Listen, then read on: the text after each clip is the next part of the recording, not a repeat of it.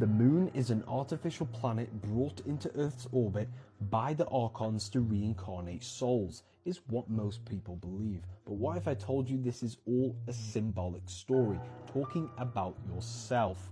Okay, so let's dive deep into this. Your soul is in your mind, and your mind is in your body. Therefore, your mind is the temple for the soul.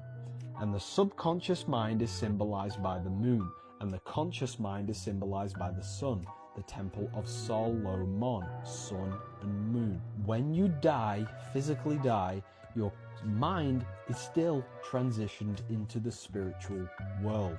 Therefore, if your subconscious mind is filled with deep desires for sex, for money, for material things, anything that is material pleasure, you have not detached from material things for when you pass on to the spiritual world, that is when you trap your soul.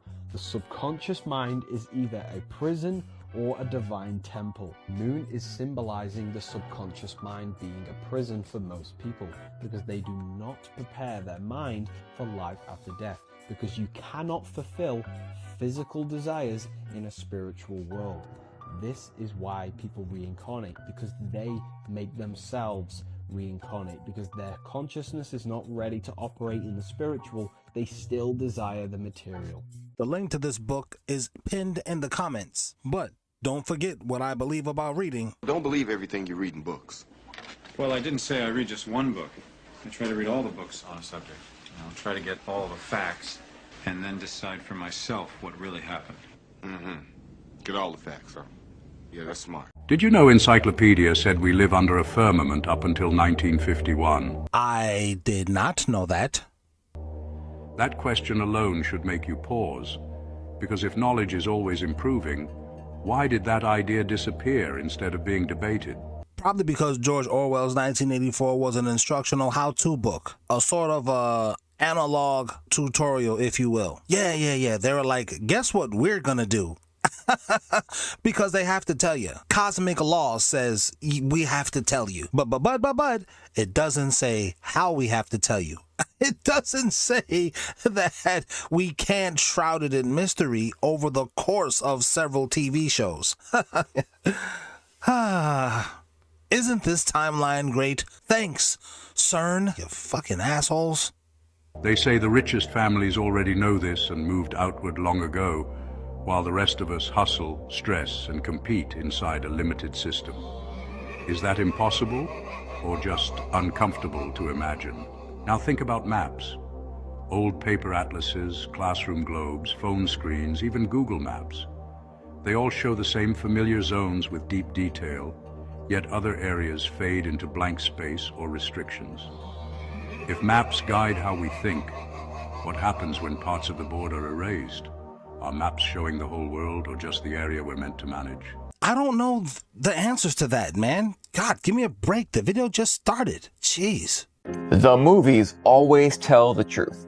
What if I told you that there might be some other reasons that we want Greenland? I would say, what else is motherfucking new? Nah, I'm serious, because I'm sick of it, though. They stay playing with time and space. Don't let me catch up to them. I swear to God, you'll be walking away from me with 3 shoes, 2 on your feet and 1 in your ass.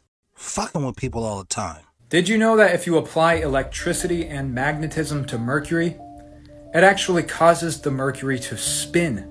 I did not know that, Matthew McConaughey. I also didn't know you started doing creepy TikToks. When did that happen? That's what I'm more concerned with right now. And then because of its spinning, it creates a vortex. And that vortex emanates its own electromagnetic field. But that's not even the craziest part. If you take Mercury, attach it to an antenna, and then venture off deep into the woods of Siberia, guess what? You can flip through channels and watch your SpongeBob. Because Mercury has the amazing ability to receive and transmit electromagnetic waves. So this explains why Mercury, in the ancient myths, can travel super fast, like Quicksilver in X-Men, which is another name for Mercury.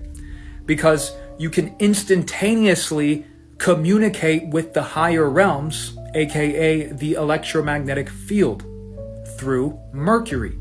So this is why Mercury is the messenger of the gods, In all of the depictions of Hermes or Mercury, he's holding a caduceus. It's two snakes vortexing up a staff. Isn't that interesting? Kinda, yeah, I guess. The more interesting part to me is how that looks like the thing that Jeff Goldblum was getting in when he was in that movie, The Fly. Is that just me that looks like that? Or, you know what, don't even worry about it.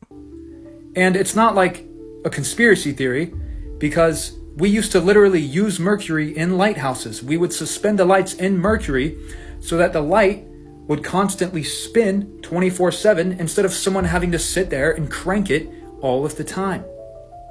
So this makes you wonder, is Mercury so demonized in today's world because we used to use it to communicate with the higher realms, to transmit energy for free instead of having to constantly pay for it and slave away for the rest of our lives? You see what I'm saying?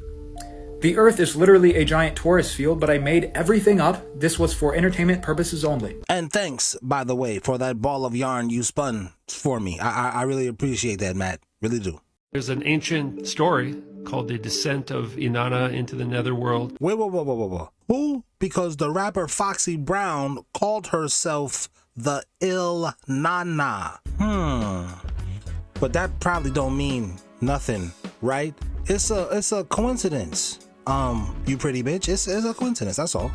There's an ancient story called The Descent of Inanna into the Netherworld. The fertility goddess is stuck down in Sheol, or the Netherworld, and then no new life can happen on Earth, right? So they got to get Inanna out of the underworld. Enki creates Krugaru and Kalaturu to rescue Inanna. What are these? These are the Androgynes. The Androgynes rescued Inanna. In order to unite with the goddess, her devotees discarded their original masculine identity.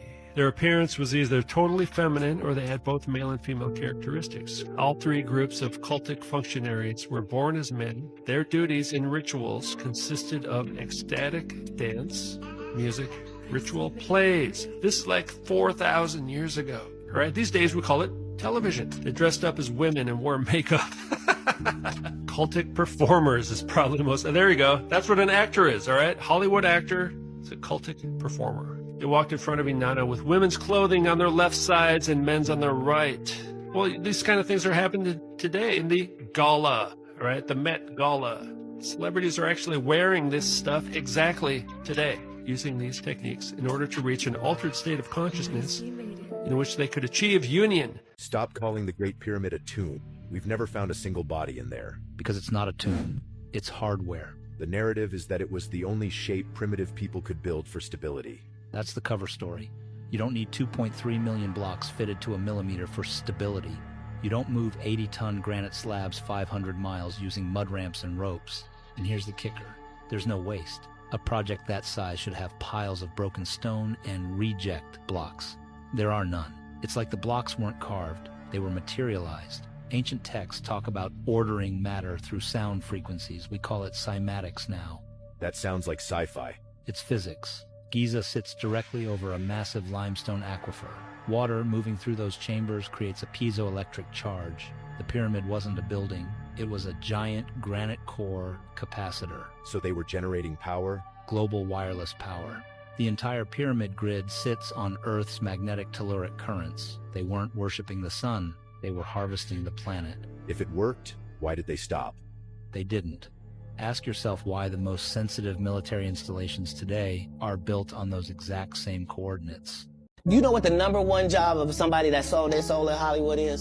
Is to act like it didn't happen. Why do you think Gary Owen can't cross over and he already white and been in comedy for 25 years? If what I say ain't the case. They rock with who they rock with and they don't with who they don't. But let us get on the line, boy, and see if that factors in. I guarantee you it won't. Wow. All of these shortcut takers, they canceled me for talking about Harvey Weinstein before the thing came out, but he offered to suck my penis in front of all my people at my agency.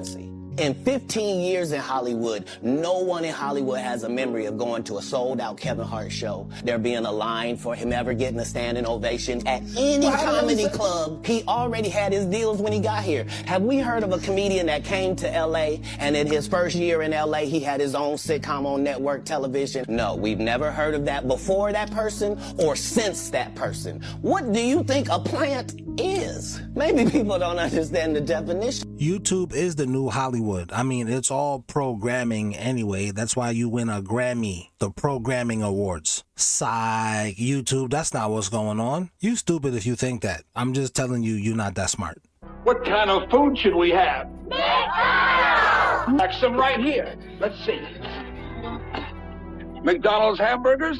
And some French fries? Don't they look delicious? Why, they're empty. Say, you sure can get a lot in these bags.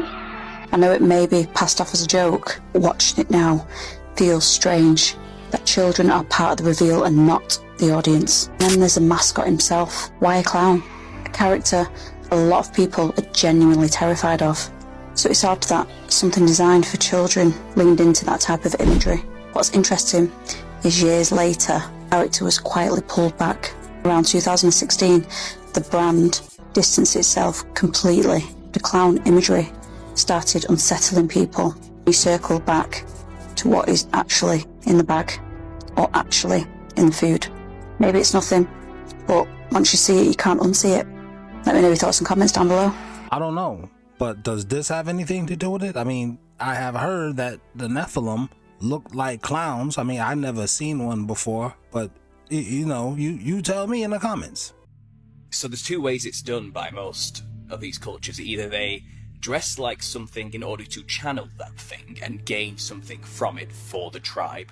Either a shaman is allocated to do this specifically within a tribe, or it's a free-for-all and anybody and everybody can all do it at once. It really doesn't matter.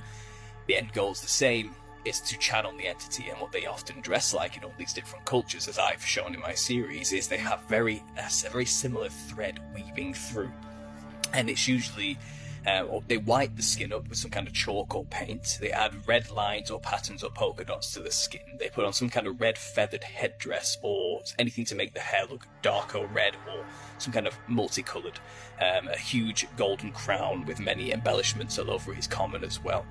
And they wear extremely colourful psychedelic clothing. Now, what I've pretty much described there is a clown by a Western standard, but they all have their own stylistic, aesthetical differences, culturally relevant to each individual area. So, you know, they're talking about the same creatures they call ancestor spirits, because what they're referring to is not ancestors as we, with the English language, would consider that word to be. That's just kind of the only word we have for it, but it's not really what they mean. They don't mean grandma or granddad or your great uncles and aunties from the 1800s or something like that. They mean the ancient ones, the ones who built their culture and civilization that go way back. You know, the ones who built everything that they consider their worldview or structure, the creators of their reality. The Nephilim, the ancient kings and rulers, the only spirits, as I explained earlier, that are actually on the other side for them to channel, the disembodied spirits of the Nephilim from the biblical perspective. I don't know, because the Egyptians will tell you the pyramids was here when we got here. And then the Muslims will tell you there was a whole civilizations before Adam was even created. So I don't know who to believe. But if I did believe the Christians, that would explain a lot of this stuff that falls directly on fault lines up with numerology and lunarology to a millimeter. I don't know all of that stuff, but you know it in the comments. Leave it and tell me. I know one of you pretty tarot card bitches are gonna be like, no, it's not lunarology, Adonis, get it straight. I'm sorry, babe, I'm sorry. What y'all don't know is they're suppressing rap music. The algorithm is suppressing rap music because they feel like it's bad for business. Niggas be talking about a bunch of killing, a bunch of cheating, a bunch of trifling shit, and they can't go scale this shit to broader brands or get more money, right? The money can only go so far with the rap music. So they're kind of like trying to turn rap down in the algorithm and boost things up, like, you know, user-generated content, shampoo, acne medicine, teeth whitening products, all these different things that the world could buy, because how far can rap music go, honestly, right? So because they could turn us up or turn us down at any given moment, what you start to realize is you don't own your audience, right? Instagram owns the followers, Spotify owns your listeners. This is the part you collective ass Negroes never understand. Once Generation X, shout out to Gen Xers, the last generation of adults, that's why the X was there, is gone, 20, 30 years from now, your kids are gonna think white people created rap. What did you say, nigga? Yeah, all of this club, booty shaking, my booty hole pink, my coochie brown music that's how they're pushing you out of the way. You're pushing yourself out of the way. Oh, yeah, yell at me about, rap was created here. You dumb. It's about to be created by white folks in Ireland, dummy. You're so ridiculous. YouTube owns viewership. TikTok owns virality. For 30 years, there was no Spotify. There was no Instagram. There was no internet. And rap did what it did amidst mainstream saying that's not music. It's not anything. We don't consider it even R&B. If you knew the history of rap, you'd know that even black musicians was like, that's not music. Don't associate us with that. Now, you can't separate R&B from hip hop. The problem is you're not doing our same hip hop that we create. Generation X created hip hop. Rap wasn't here in 1950. Didn't exist. And did you know that Elvis Presley and Pat Boone sold more of Tutti Frutti than I did? And I wrote it and sung it. Did that bother you? No, it didn't. It made me feel good. They opened the door that was locked and I couldn't get in. And I wrote it. But you got in afterwards? Yes, I did. And now my wife and my little boy, they're happy with me with Tutti Frutti. And then when you were really on top in 57... I'm on top now. Oh, but when you were really enormous... I'm enormous now. Just said that I ain't got my light on up there. Okay. Initially, when you were enormous, right? God bless your heart. In 1950, you came back in 63, about, right? No, I came back in 60. That's when I took the Beatles with me. See, I played Liverpool for Brian Epstein. He had a record store, and I took the Beatles and Mick Jagger with me. Mick Jagger was living on a truck. I had Jimi Hendrix playing guitar for me. I had Billy Preston on the organ, James Brown, and Joe Tex was my vocalist. I had all of them. That's the reason I'm the king. All of them came from me. Poor little old bitty me, a little Jewish boy, black bottom from Georgia. A little Jewish boy, black bottom from Georgia. A little Jewish boy from Georgia. Yeah, he said a lot in this interview, but for now, not to get lost in that, there's a lot of connections there to be made. I played it to say nobody looks at Little Richard like he created anything. Everybody thought he was a raving lunatic, even me as a little kid. But now, that's because I didn't know all of this part. And 20, 30 years from now, your kids, if you got a 14-year-old right now, when that kid is 34, his or her kids won't know anything about this right here that we're talking about. And why is that the Mandela effect? Because that's the creepy part of this whole thing. They threw all of the stuff down the memory hole. And in real time, that's the creepy part. But anyway, let's let this guy keep talking. What's his name? Whatever. Let's listen to him. You know what I'm saying? Like, you don't own your fucking audience. So as artists, what we have to start getting into the habit of is looking at ourselves as our own platform. Like, we're an app. You should have, for those who can't afford a team, right? You're gonna have to do this shit yourself.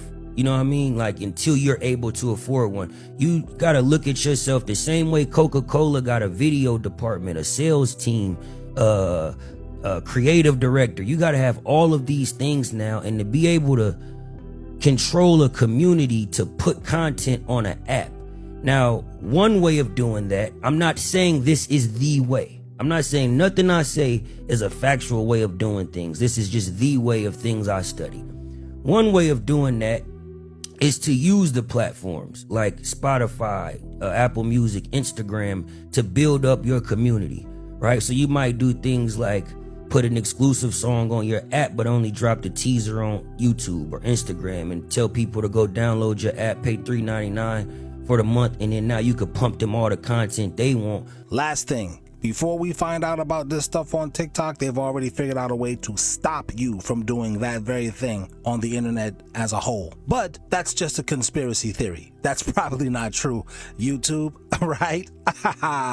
Of course, YouTube is correct. versus you feeding Instagram all of this content, because all they're getting is your data, and now they're scaling your data to another company and getting billions of dollars for this shit, because the data is the most important fucking thing. Everybody be telling y'all, own your masters, own your masters, own your masters. You should own your masters, but more importantly than your masters, you should own the data. Because the data is how motherfuckers know who go where next, where this person ate for breakfast. Now you could put your song in that restaurant or whatever it may be, because your audience live over there. You gotta own your data in this day and age that we're getting ready to go through as audience, because that we're getting ready to go through as artists. Because if you don't own your audience, you'll never know where they are. You'll never know how to sell to them. You'll never know how to entertain them, and you'll always feel like you're on a hamster wheel. Solomon's temple. There's a story within the Talmud, and it talks about Solomon used this ancient technology to build a temple called the Shamir. This is weird. Preface, the Talmud is not recognized within Christianity. That's funny because the Muslims do recognize the Talmud. For those of y'all who've been coming here for a while, y'all know I dated a Muslim girl. Well, I didn't date her because nothing happened. I just wanted to pull them tickle bitties up out of that thing, you know. While I was plotting on the kitty, her peoples was telling me a lot of stuff, and that's one of the things I remember them saying. They recognized that, as well as recognizing the Bible, which I was scratching my head as a Christian like, you do? Oh, well, that's not what they told me at church, but okay. Historians too. But this Shamir, some speculate it's a worm. It is this green ray, a living creature whose gaze carves rock. Whoa! The Talmud talks about the story that God basically told Solomon, you're not allowed to use iron tools on the temple because these iron tools are also used in warfare. Yeah. This is Talmud, not the scripture. And then he was told the Shamir was given to Ashmadiah, the king of demons. Medea? Tyler Perry? Or Ashmadiah, I think. Solomon's best warriors forced him to say where the Shamir is. Wow. And that's when they used the Shamir to build the temple. Seems worse than iron. And this is where it gets crazy. They believe that the Shamir was created before Adam and Eve. So it was a tool being used by these demonic creatures. Yeah, and Got we've it. talked about before all these ancient ruins, like in Peru and stuff. These rocks fit perfectly. Nothing could contain this Shamir except a lead box, because it's the only thing that can contain radioactive material. Weird. And then after the temple was built, somehow the Shamir just disappeared. Well, it's still out there. Thank you to my channel members. We said thank you. Ha! To my channel members. No diddy when I say member. Thank you. To my channel members. Fuck you if you're not a member. Nah, I'm just kidding, but seriously, join. Thank you